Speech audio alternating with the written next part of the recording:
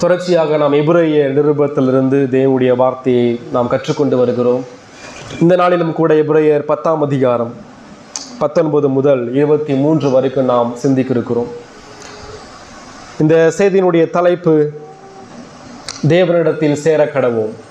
தேவனிடத்தில் நாம் சேர கடவோம். இந்த எபிரேய நிருபத்தினுடைய ஆசிரியர் யார் என்று சொல்லி தெரியவில்லை. ஆனால் ஒன்று மாத்திரம் உறுதி, 66 புத்தகங்களுக்கும் யார் ஆசிரியர்? பரிசுத்த ஆவியானவர். 66 புத்தகங்களுக்கும் 2 ஆசிரியர்கள். ஒன்று தெய்வீக ஆசிரியர். யார் அந்த தெய்வீக ஆசிரியர்? பரிசுத்த ஆவியானவர். இரண்டாவது மனித ஆசிரியர்கள். 40க்கும் மேற்பட்ட பரிசுத்தவான்களை கொண்டு இந்த 66 புஸ்தகமும் எழுதப்பட்டது. எனவே இந்த எபிரேய நிருபமானது பரிசுத்த ஆவியானவர் 1ஆம் நூற்றாண்டிலே வாழ்ந்த யூத திருச்சபைக்கு எழுதுகிறார்.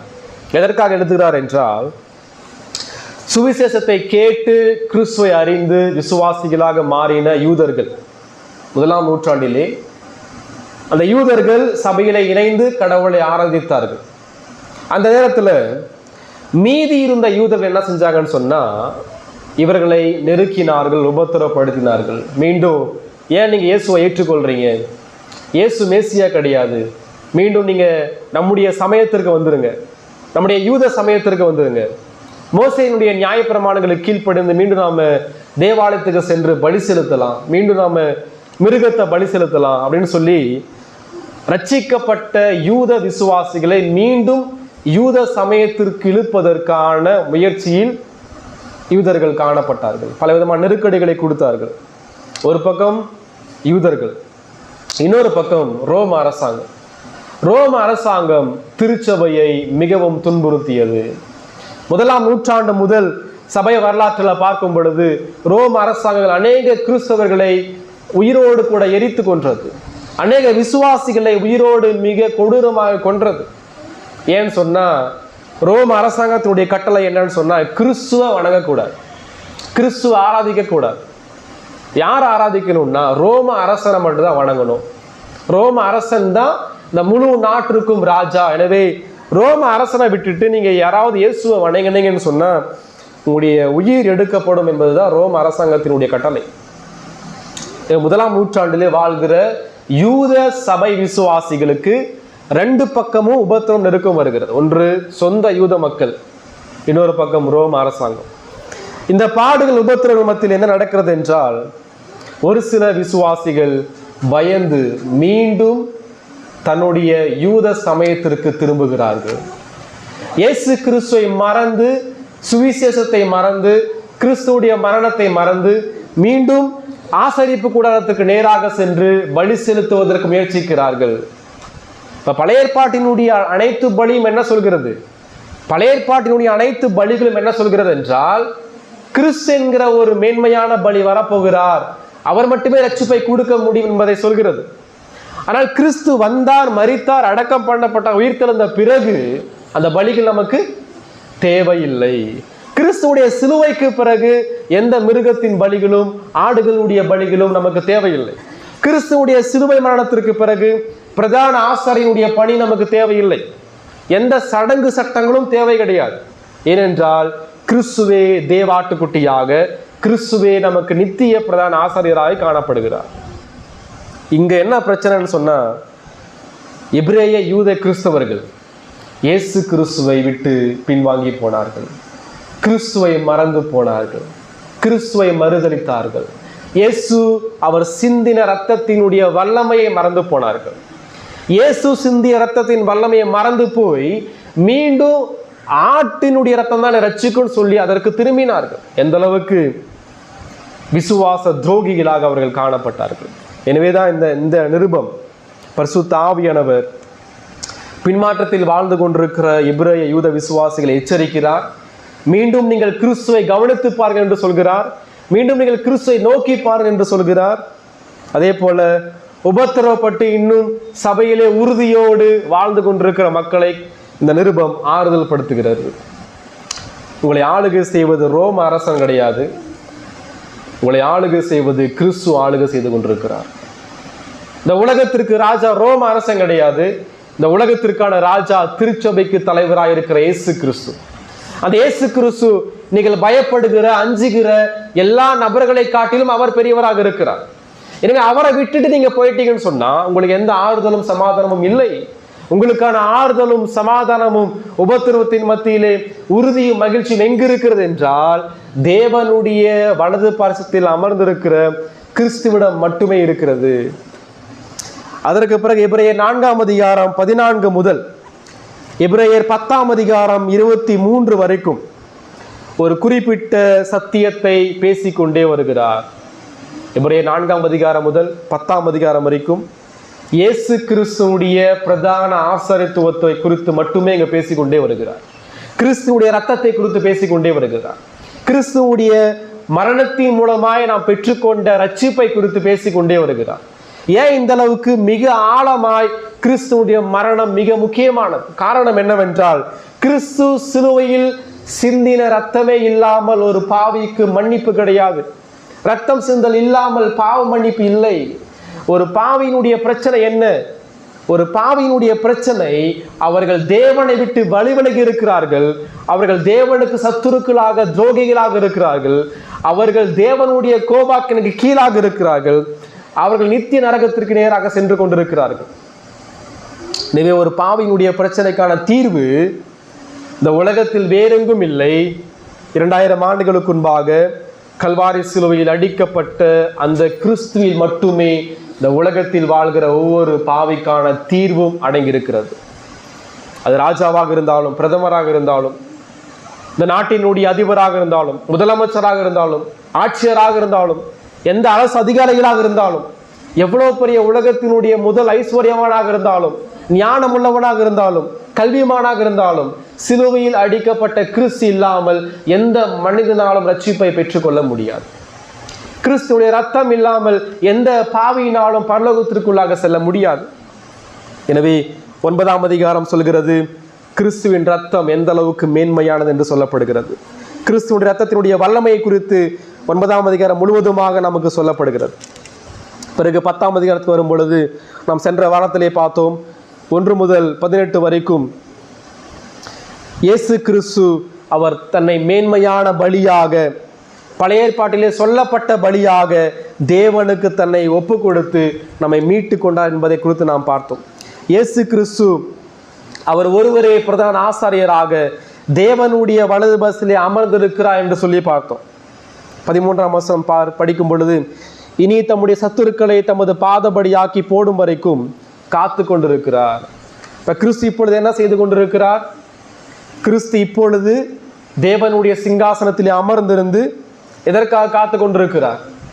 சத்துருக்களை பாதபடி ஆக்கி போடும் வரைக்கும் அவர் காத்து கொண்டிருக்கிறார். நியாய தீர்ப்பிற்காக அவர் காத்து கொண்டிருக்கிறார்.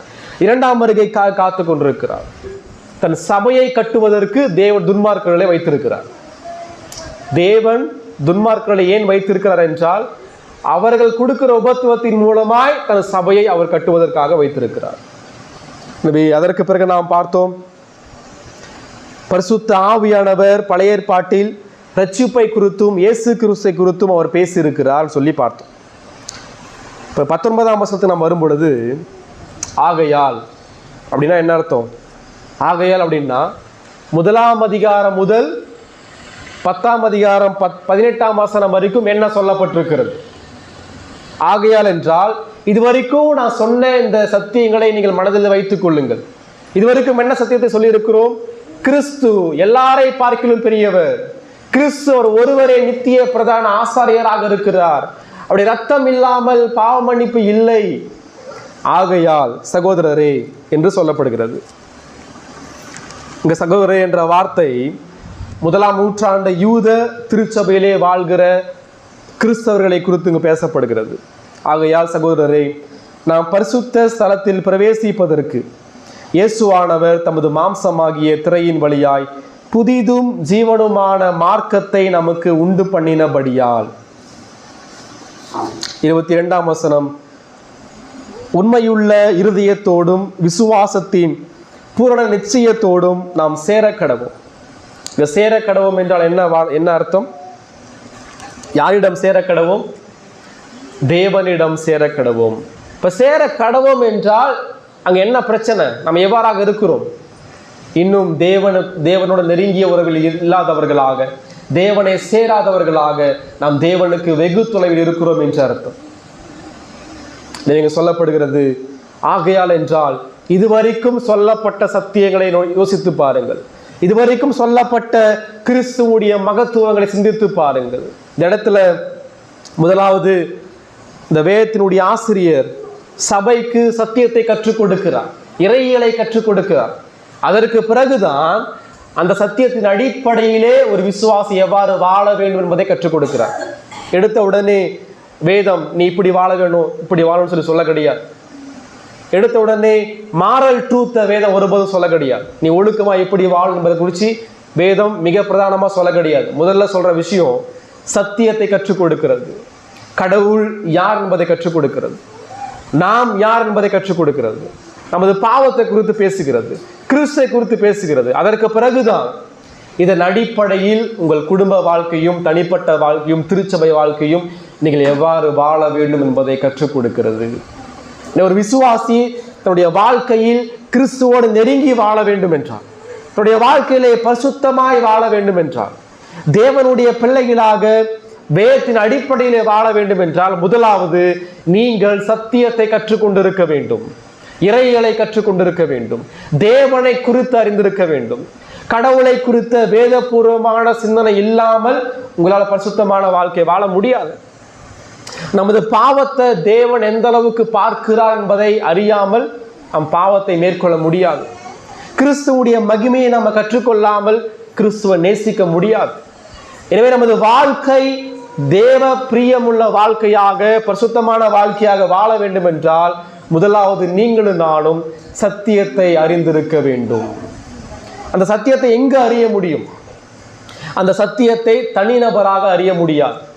அந்த சத்தியத்தை சோசியல் மீடியா மூலமாக அறிந்து கொள்ள முடியாது. அந்த சத்தியத்தை வேறெங்கும் அறிந்து கொள்ள முடியாது. அந்த சத்தியத்தை திருச்சபையில் மட்டுமே அறிந்து கொள்ள முடியும். காரணம், தேவனுடைய வீடு ஜீவனுள்ள தேவனுடைய வீடாய் சத்தியத்திற்கு தூணும் ஆதாரமாக இருக்கிறது. திருச்சபை மட்டுமே சத்தியத்தை கற்றுக் கொடுக்க முடியும். சத்தியத்தை கற்றுக் கொடுப்பதற்கான அதிகாரத்தையும் உரிமையும் தேவன் மிக பிரதானமாக திருச்சபைக்கு கொடுத்திருக்கிறார். எனவே சபையில இணைக்கப்பட்டு சபையில இணைந்து கடவுளை ஆராதிக்காத எந்த நபராலும் என்ன செய்ய முடியாதுங்க? சத்தியத்தை அறிந்து கொள்ள முடியாது. சத்தியத்தை அறிந்து கொள்ள முடியாத பொழுது பாவத்தை மேற்கொள்ள முடியாது.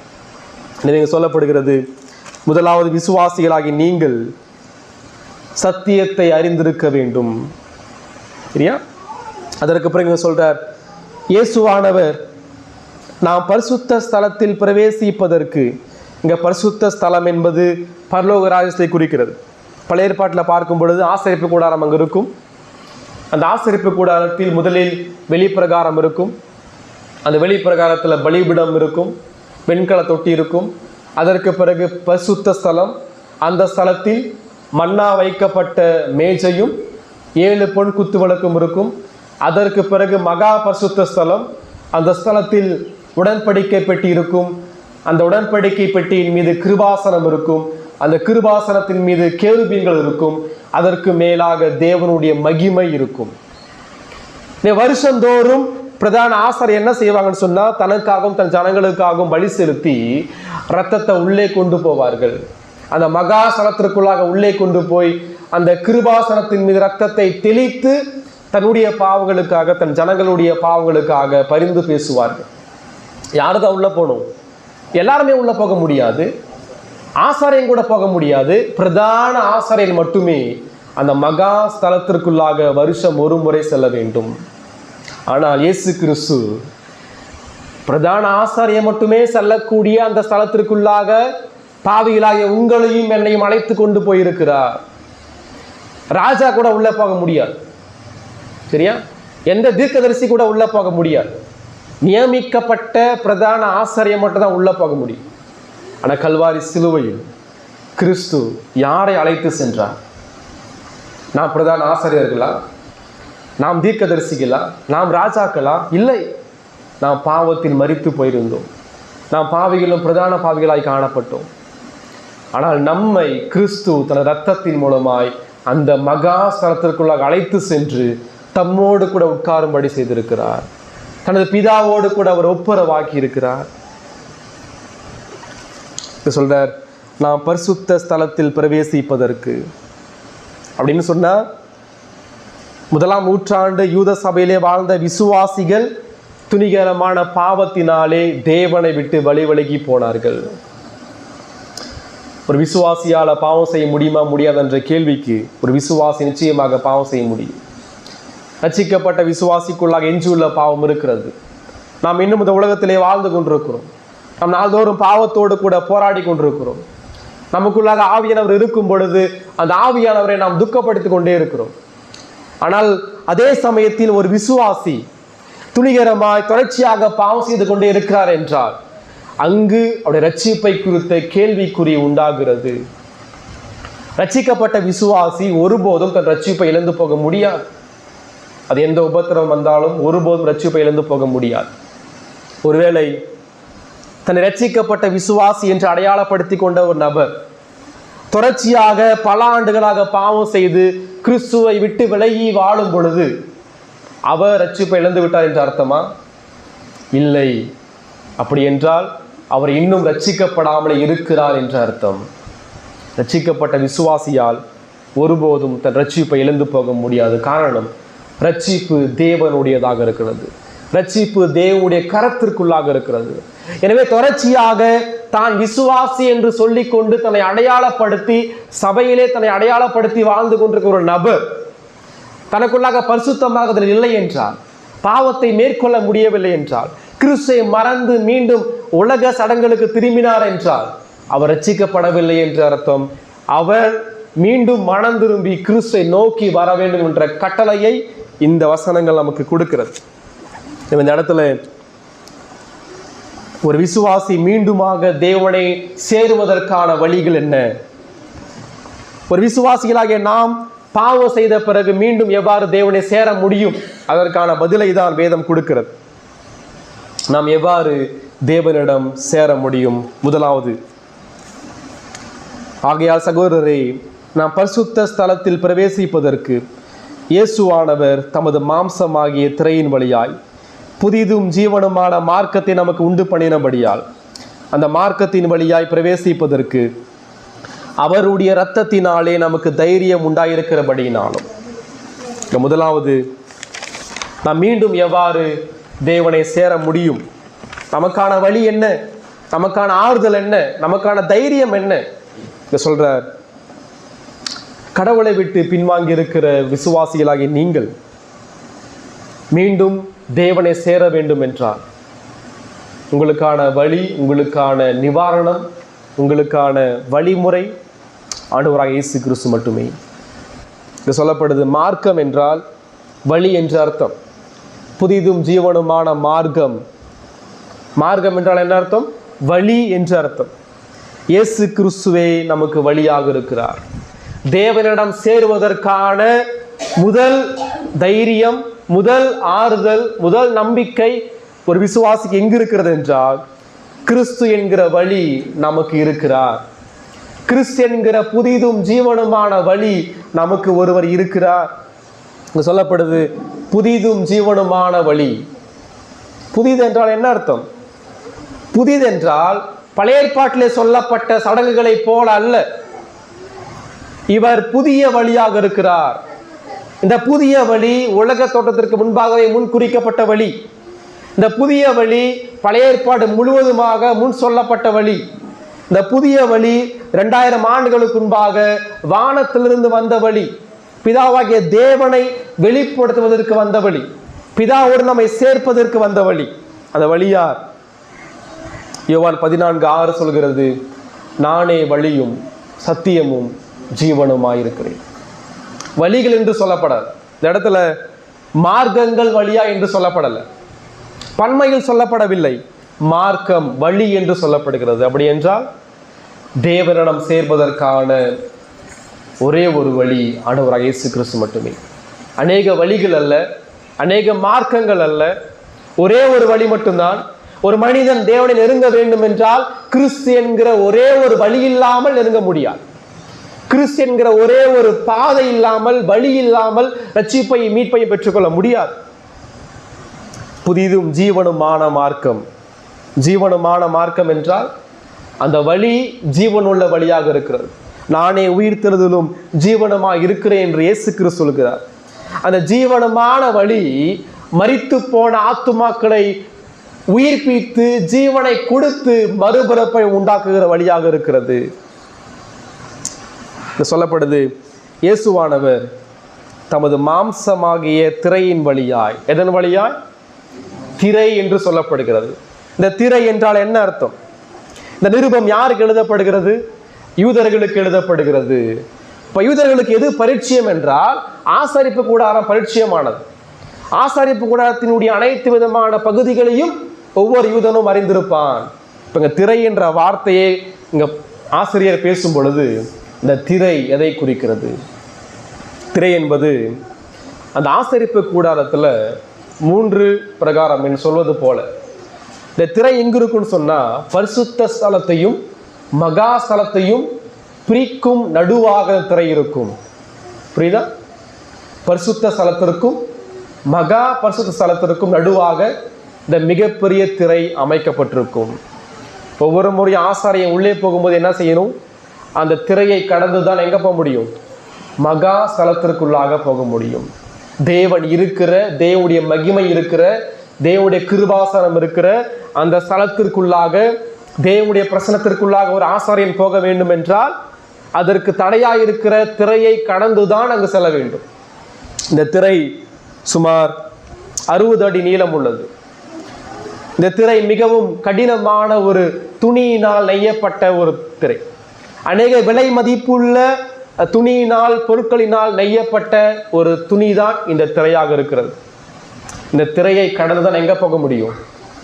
தேவனிடம் செல்ல முடியும். ஆனா சொல்றாரு, அந்த திரை கிறிஸ்துவுடைய மாம்சமாக இருக்கிறது. லேவியராகமம் 16ஆம் அதிகாரம் 2ஆம் வசனம். லேவியராகமம் 16ஆம் அதிகாரம் 2ஆம் வசனம்.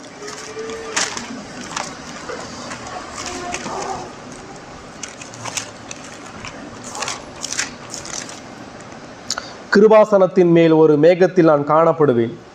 ஆதலால் உன் சகோதரனாகிய ஆரோன் சாகாதபடி பரிசுத்த ஸ்தலத்திலே திரைக்கு உட்புறத்தில் இருக்கிற, சொல்லப்படுது, திரைக்கு உட்புறத்தில் இருக்கிற பெட்டியின் மேல் உள்ள கிருபாசன மூடிக்கு முன்பாக சகல வேளையிலும் வர வேண்டாம் என்று அவனுக்கு சொல். லேவியராகமம் 21ஆம் அதிகாரம் 23ஆம் வசனம். 21, 23.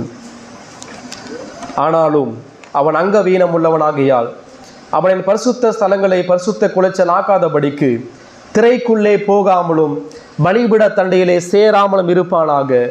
நான் அவர்களை பரிசுத்தமாக்குகிற கர்த்தர் என்று சொல் என்றார். நல்லா கவனிங்க. ஆசரிப்பு கூடாரத்துல வெளியில் உள்ள மக்கள் என்ன செய்வாங்கன்னு சொன்னா, எட்டி உள்ள பார்க்கும்போது தேவனை பார்க்க முடியாது. ஏன் பார்க்க முடியாது? ஏனென்றால் எது தடையாக இருக்கிறது? திரை தடையாக இருக்கிறது. இப்ப கடவுளை பார்க்கணும்னா, கடவுளுக்கு முன்னாடி போய் நிக்கணும்னு சொன்னா திரையை கடந்துதான் உள்ள போக முடியும். ஆனா திரைக்குள்ள யார் மட்டும்தான் போக முடியும்? பிரதான ஆசாரியர் மட்டும்தான் வருஷம் ஒரு முறை உள்ளே பிரவேசிக்க முடியும். எனவே நீ வெளியே நின்று கொண்டிருக்கிற நீங்களும் நானும், வெளி பிரகாரத்தில் உள்ள ஆண்கள், பெண்கள், புறஜாதிகள், யூதர்கள், அனைத்து மக்களும் உள்ள போகணும்னு சொன்னா அந்த திரை எடுக்கப்படணும். அந்த திரை எடுக்கப்பட்டால் மட்டும்தான் தேவனோடு நீங்களும் நானும் போய் இணைக்கப்பட முடியும். அந்த திரை எவ்வாறு எடுக்கப்பட முடியும்? அந்த திரை எவ்வாறு எடுக்கப்பட முடியும்? இந்த இடத்துல யூதர்களுக்கு திரை என்று சொல்லப்படும் பொழுது அவருடைய சிந்தனைலாம் எங்கே போகும் தெரியுமா? பழைய ஏற்பாட்டினுடைய அந்த நிகழ்ச்சிக்கு நேராக போகும். ஆனால் ஆசிரியர் சொல்றாரு, அந்த திரை கிறிஸ்துவுடைய மாம்சம். இந்த திரை வேதத்தில் ஒரு இடத்தில் கிழிக்கப்பட்டது.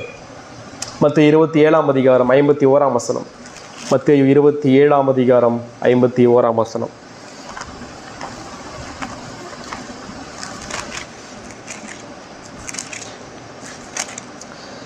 அப்பொழுது தேவாலயத்தின் திரைசீலை மேல் தொடங்கி கீழ் வரைக்கும் 2ஆக கிழிந்தது. என்ன நடக்கிறது? பல சுமார் 1500 வருஷமா பழைய ஏற்பாட்டிலே யூதர்கள் அனுசரித்து வந்த திரைகள், சாலமோன் கட்டிய தேவாலயத்திலே இருந்த திரை, அந்த திரை முதல் முறையாக கிழிக்கப்படுகிறது. யார் கிழித்தது? யார் கிழித்தது? எப்பொழுது கிழிக்கப்பட்டது? 50ஆம் வசனம், இயேசு மறுபடியும் மகா சத்தமாய் கூப்பிட்டு ஆவியை விட்டார். கிறிஸ்து கல்வாரி சிலுவையிலே மரித்து தொங்கிக் கொண்டிருக்கும் பொழுது அந்த திரை கிழிக்கப்பட்டது. கிறிஸ்து அந்த திரையை தனது மரணத்தின் மூலமாய் கிழித்தார். ஏன் கிழித்தார்? காரணம் என்ன? இந்த திரை எதை நமக்கு கூறுகிறது? இந்த திரை நம்மை பார்த்து சொல்கிறது, பரிசுத்தமான கடவுளுக்கும் பாவிக்கும் இடையே உள்ள பிளவை இந்த திரை நமக்கு காண்பிக்கிறது. பாவியான எந்த மனிதனும் பரிசுத்தமான கடவுளை நெருங்க முடியாது, மன்னிப்பை பெற்றுக்கொள்ள முடியாது, அவருக்கு முன்பாக நிற்க முடியாது என்பதை இந்த திரை நமக்கு சொல்கிறது. ஏன் திரை கிழிக்கப்பட்டது? நமக்கு கூறும் செய்தி என்ன? கிறிஸ்து சிலுவையிலே மரிக்கும் பொழுது அந்த திரை கிழிக்கப்பட்டதின் மூலமாக சொல்றார், பழைய ஏற்பாட்டினுடைய அனைத்து சடங்குகளும் முடிவு பெற்றது. இனிமேல் இந்த திரைக்கு வேலை இல்லை. இனிமேல் பிரதான ஆசாரியர் மட்டுமே வரக்கூடிய இந்த ஸ்தலத்திற்குள்ளாக யாரெல்லாம் வரலாம்? அனைத்து பாவிகளும் கிறிஸ்துவின் மூலமாக வரலாம். அனைத்து ஜனங்களும் கிறிஸ்துவின் மூலமாக பிதாவோடு ஒப்புரவாகலாம். இனிமேல் இந்த திரைக்கு வேலை இல்லை என்று சொல்லப்படுகிறது.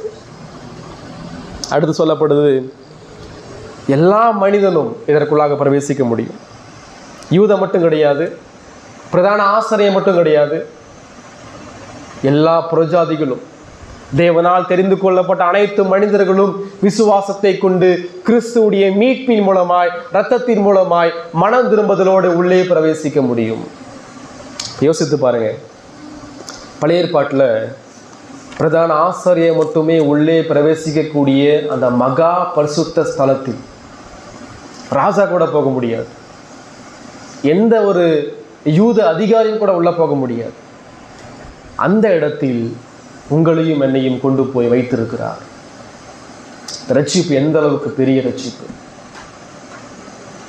வேதம் சொல்லுகிறது, பரிசுத்தமான தேவனுக்கு முன்பாக நிற்கத்தக்கவன் யார்? பாவத்தோடு கூட ஒரு பிரதான ஆசாரியன் உள்ள போயிட்டான்னு சொன்னா உயிரோடு வெளியே வர முடியாது. ஆனால் பாவிகளாகிய நீங்களும் நானும் தேவனோடு ஒப்புரவாக்கப்படுவதற்கு கிறிஸ்து நம்மை அழைத்து சென்றார். யார் அழைத்து சென்றது? நாம உள்ளே போகல, நம்முடைய முயற்சியின் மூலமாக நாம் உள்ளே போகல. ஒருவர் நம்மை அழைத்து சென்றார். எதன் மூலமாய் அழைத்து சென்றார்? இந்த இரத்தத்தின் மூலமாய், அவருடைய சிலுவை மரணத்தின் மூலமாய் நம்மை அழைத்து சென்று உள்ளே பிதாவோடு கூட ஒப்புரவாக்கி அவருடைய பிள்ளைகளாக புத்திர சுவிகாரத்தை கொடுத்து நம்மை மாற்றி இருக்கிறார். இதை யோசிக்கிற விசுவாசிகளை எவ்வாறாக கிறிஸ்துவை விட்டு பின்வாங்கி போக முடியும்? இது ஒரு விசுவாசி சிந்திக்கிறார் அப்படின்னு சொன்னா எவ்வாறு இயேசு கிறிஸ்துவை விட்டு பின்வாங்கி போக முடியும்? இந்த 1ஆம் நூற்றாண்டு யூத விசுவாசிகளுடைய நிலை இதுதான். மிகப்பெரிய ரட்சிப்பை பெற்றுக்கொண்ட அவர்கள் கிறிஸ்துவ சாதாரணம் மறந்துட்டு மீண்டும் தன் உலக வாழ்க்கைக்கு பிரிந்து போயிட்டாங்க. அந்த கல்வாரி சிலுவையிலே சிந்திய ரத்தத்தினுடைய வல்லமையை மறந்து போய் மீண்டும் மிருகத்தினுடைய ரத்தம் மட்டும் ரட்சிக்கும்னு சொல்லி மிருகத்தின் ரத்தத்தை பலி செலுத்துவதற்கு திரும்பினார்கள். நாம் பெற்றுக்கொண்ட ரட்சிப்பு எந்த அளவுக்கு மேன்மையான ரட்சிப்பு! பாவிகளாக இருந்த உங்களையும் என்னையும் கிறிஸ்து தனது மரணத்தின் மூலமாய் உள்ளே அழைத்து கொண்டு போய் பிதாவோடு கூட நம்மை ஒப்புரவாக்கி இருக்கிறார். எனவே நமக்கான தைரியம் என்ன? நமக்கான தைரியம் கிறிஸ்து என்கிற வழி நமக்கு ஒருவர் இருக்கிறார் என்ற தைரியம் மட்டுமே. அந்த கிறிஸ்து என்கிற வழி இல்லாமல் ஒருபோதும் நாம் தேவனை நெருங்க முடியாது. இரண்டாவது சொல்கிறது 21ஆம் வசனம், எபிரேயர் 10ஆம் அதிகாரம் 21ஆம் வசனம், தேவனுடைய வீட்டின் மேல் அதிகாரியான மகா ஆசாரியர் நமக்கு ஒருவர் இருக்கிறபடினாலும். 20ஆம் வசனம் சொல்கிறது, அந்த மார்க்கத்தின் வழியாய் பிரவேசிப்பதற்கு அவருடைய இரத்தத்தினாலே நமக்கு தைரியம் உண்டாயிருக்கிறபடினாலும் தேவனுடைய வீட்டின் மேல் அதிகாரியான மகா ஆசாரியர் ஒருவர் இருக்கிறபடினாலும். இப்போ முதலாவது தைரியம் என்ன விசுவாசிகளாகிய நமக்கு என்றால், நமக்கான ஒரு வழி இயேசு கிறிஸ்து இருக்கிறார். இரண்டாவது, இயேசு என்கிற மகா பிரதான ஆசாரியர் நமக்கு ஒருவர் இருக்கிறார். இங்கே வெறுமனே ஆசாரியர் என்று சொல்லப்படவில்லை, முன்பாக ஒரு வார்த்தை பயன்படுத்தப்பட்டிருக்கிறது, மகா ஆசாரியர். மகா ஆசாரியர் என்றால் அவர் எல்லா ஆசாரியரை காட்டிலும் அவர் பெரியவர். அவர் பழைய ஏற்பாட்டிலே சொல்லப்பட்ட அனைத்து பிரதான ஆசாரியர்களை காட்டிலும் இயேசு கிறிஸ்து பெரியவராக இருக்கிறார். அவர் ஆரோனை காட்டிலும் பெரியவர். அவர் எல்லா தீர்க்கதரிசிகளை காட்டிலும் அவர் பெரியவராக இருக்கிறார். பழைய ஏற்பாட்டில் எல்லா பிரதான ஆசாரியனும் வருஷம் ஒரு முறை பிரவேசிப்பார்கள், வருஷம் பிரவேசிக்கணும். ஆனால் கிறிஸ்து ஒரே முறை சிலுவையில் தன்னை பலியிட்டார். பழைய ஏற்பாட்டில் பிரதான ஆசாரியர்கள் தன்னுடைய பாவங்களுக்காக பலி செலுத்தணும். ஆனால் கிறிஸ்து என்கிற பிரதான ஆசாரியர் அவருடைய பாவங்களுக்காக அல்ல, நம்முடைய பாவங்களுக்காக பலியானார். பழைய ஏற்பாட்டில் அனைத்து ஆசாரியர்களும் மரித்து போனார்கள். ஆனால் கிறிஸ்து என்றென்றைக்கு மறியாமல் நித்தியமானவராய் உயிரோடு இருக்கிறவராகவே இருக்கிறார். இந்த மகா பிரதான ஆசாரியர் எப்படிப்பட்டவர்? 7ஆம் அதிகாரம் சொல்கிறது. எபிரேயர் 7ஆம் அதிகாரம்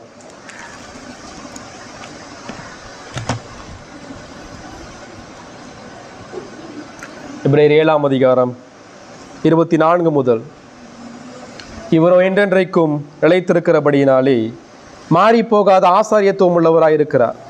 மேலும் தமது மூலமாய் தேவனிடத்தில் சேர்கிறவர்களுக்காக வேண்டுதல் செய்யும்படிக்கு அவர் எப்பொழுதும் உயிரோடு இருக்கிறவராகையால் அவர்களை முற்றுமுடிய ரட்சிக்க வல்லவருமாயிருக்கிறார்.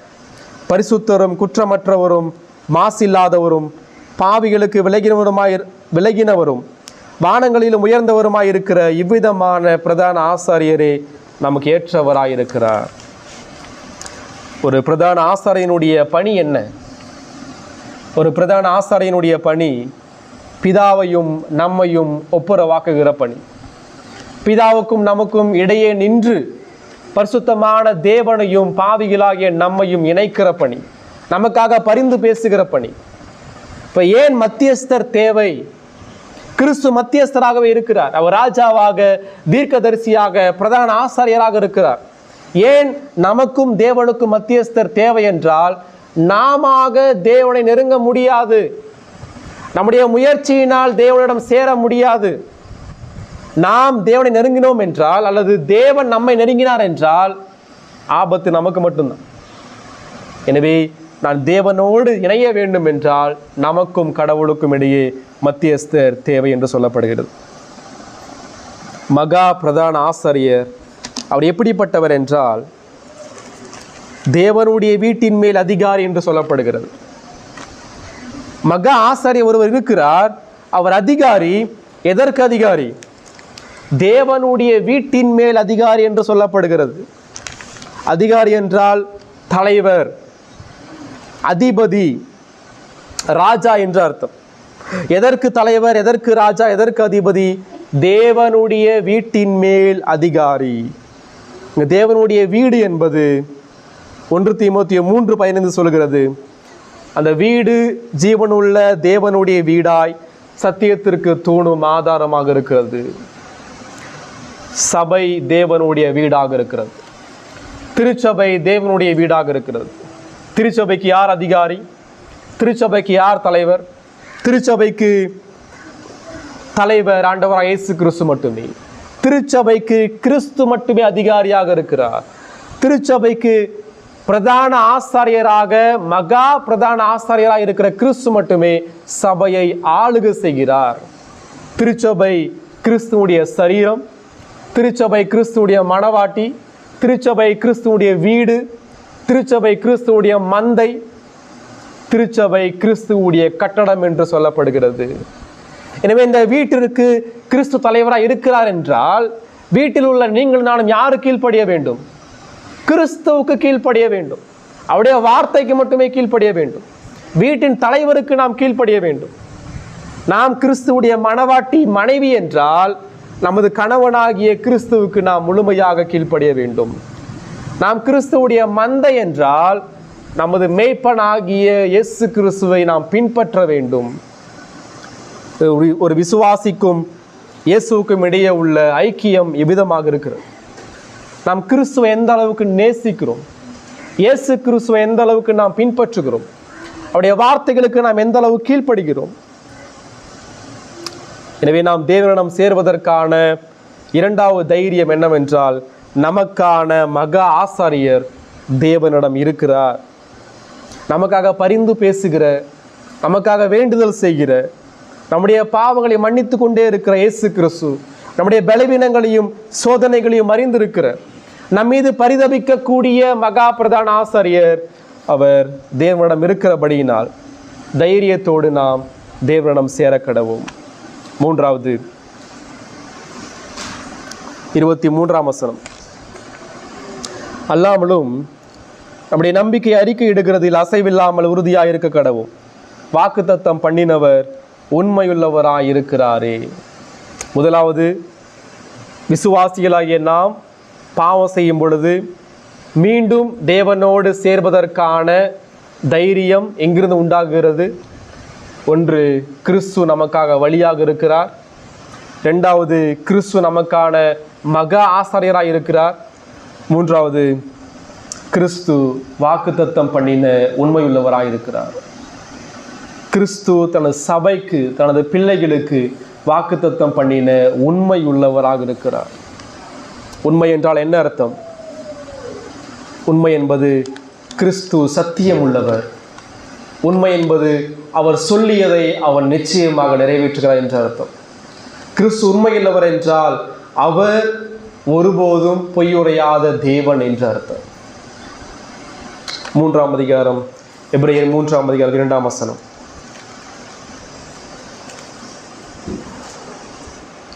மோசே தேவனுடைய வீட்டில் எங்கும் உண்மையுள்ளவராய் இருந்தது போல இவரும் தம்மை ஏற்படுத்தினவருக்கு உண்மை உள்ளவராய் இருக்கிறார்.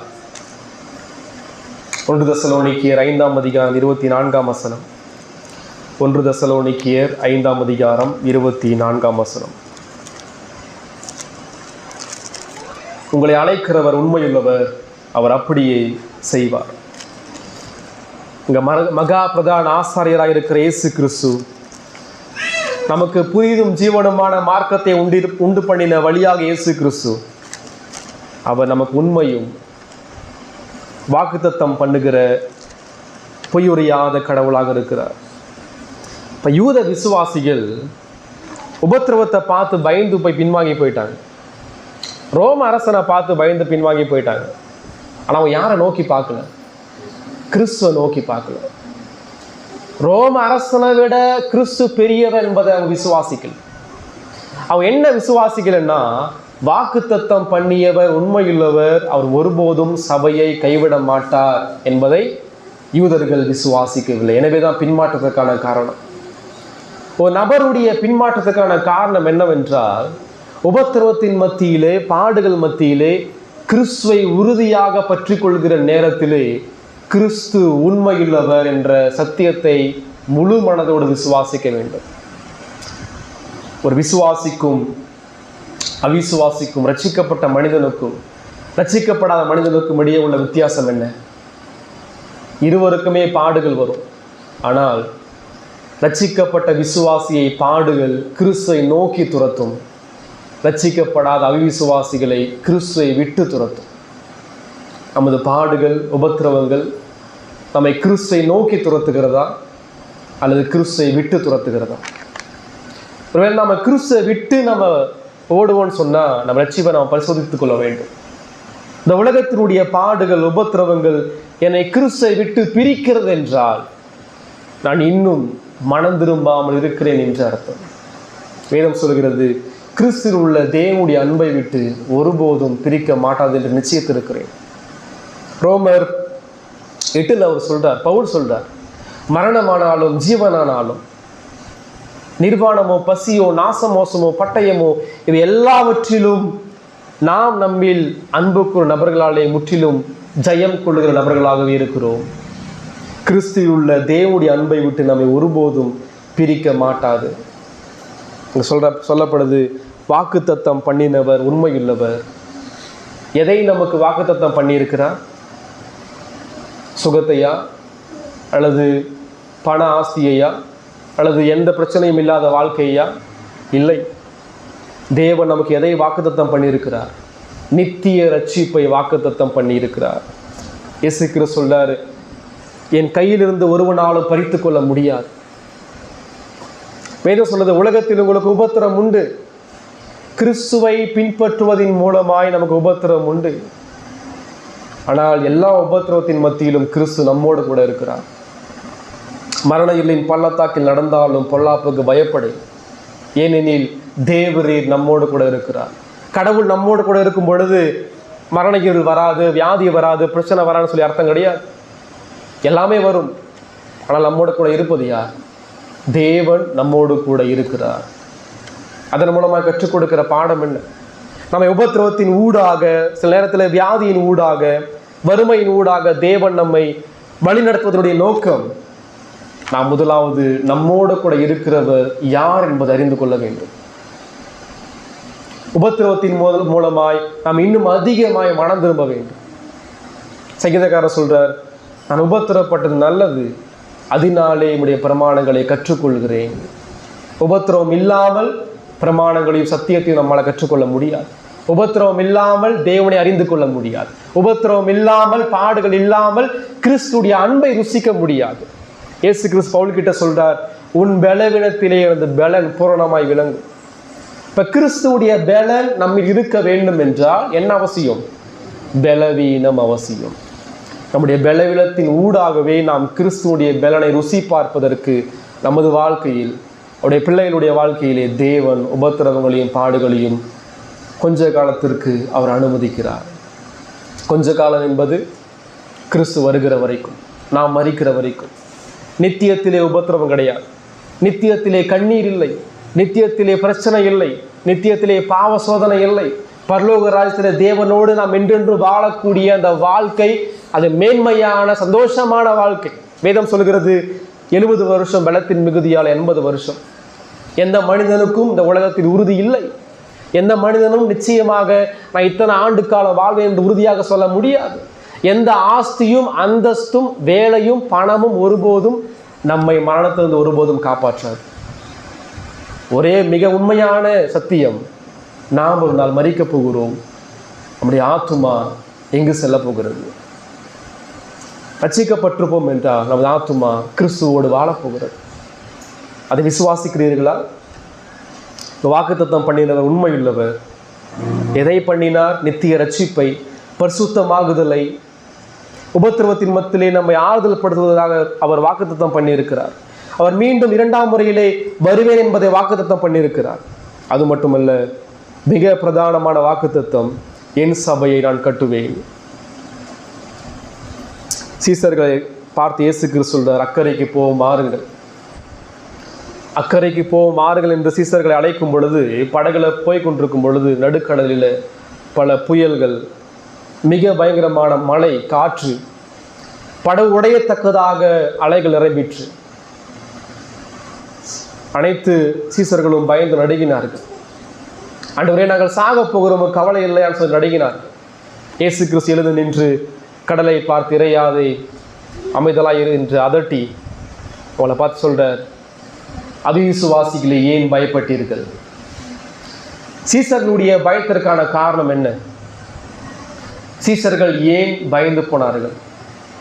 காரணம், அக்கறைக்கு போவோம் வாருங்கள் என்று சொல்லிய கிறிஸ்துடைய வசனத்தை மறந்து விட்டார்கள். அக்கறைக்கு போவோம் சொன்னா நிச்சயமாக என்ன செய்வோம்? போவோம். சொன்னது யாரு? சொன்னது கடலையும் புயலையும் காற்றையும் உண்டாக்கின கடவுள். இப்போ என்ன செஞ்சிருக்கணும்? அவங்க புயல் வரும் பொழுது இயேசு கிறிஸ்து சொல்லியிருக்கிறார், அக்கறைக்கு போவோம் சொல்லி. நிச்சயமாக நம்மை அக்கறை கொண்டு போய் சேர்ப்பார்.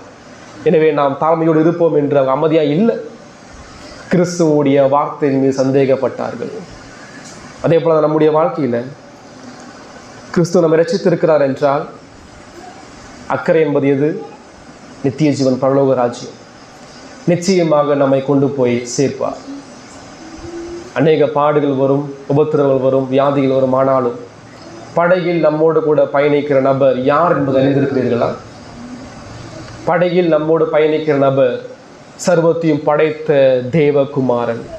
அவர் ராஜாதி ராஜா, அவரே வழி சத்தியமாக இருக்கிறார், அவர் பிரதான ஆசாரியராக இருக்கிறார். எனவே நாம் பாவத்தை மேற்கொண்டு பரிசுத்தத்தோடு அந்த உண்மையுள்ள கிறிஸ்துவின் மூலமாய் தேவனை நாம் நெருங்க வேண்டும். இந்த சொல்றார் 22ஆம் வசனம், எவ்வாறு சேர வேண்டும் என்பதை குறித்து பேசுகிறார்.